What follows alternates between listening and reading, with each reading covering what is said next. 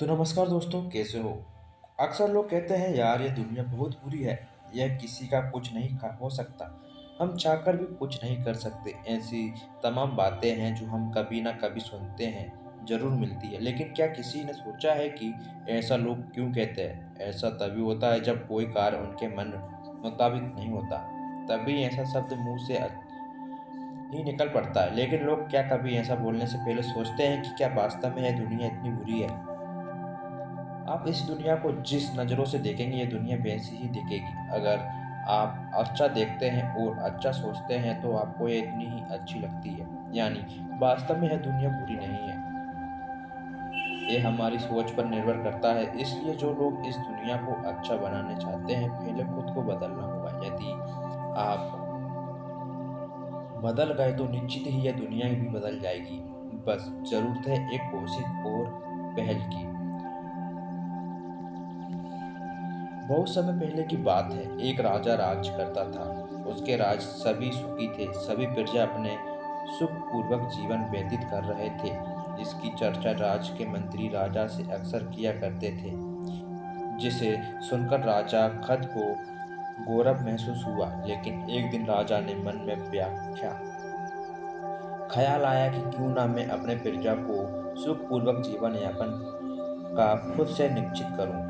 इसी विचार के साथ राजा ने कुछ मंत्रियों के साथ पैदल ही राज्य के भ्रमण पर निकल गए और प्रजा के लोगों ने उनके सुख में जीवन को हलचल लेने लगा। और फिर लोगों से हलचल लेने के बाद नगर के कई स्थानों पर घूमने के पश्चात वापस अपने महल में लौट आया। और पैदल भ्रमण के पश्चात राजा काफी थक गया था। लेकिन खुद को घूमने के कारण राजा के पैरों को असहनीय दर्द और छाले भी पड़ गए थे। इसकी शिकायत अपने मंत्रियों ने की और कहा, नगर के लोग खुशहाल हैं तो, लेकिन नगर की सड़कें काफी कठोर और पतली है। इसके कारण मुझे इस इतना कष्ट हो रहा है, तो मेरी प्रजा को भी इससे कष्ट होता होगा। ऐसी सड़कों पर पैदल चलना दुर्भर है।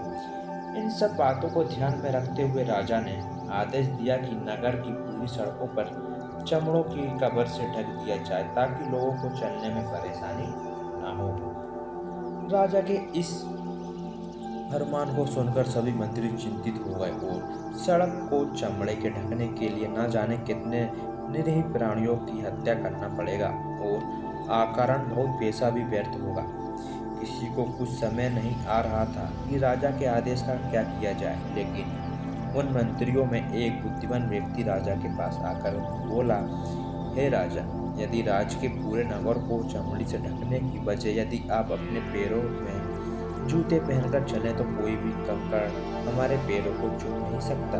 और यदि ऐसा ही चाहते हैं तो पूरे प्रजा को चमड़े की एक एक जोड़ी ही जूते बंटवा दें।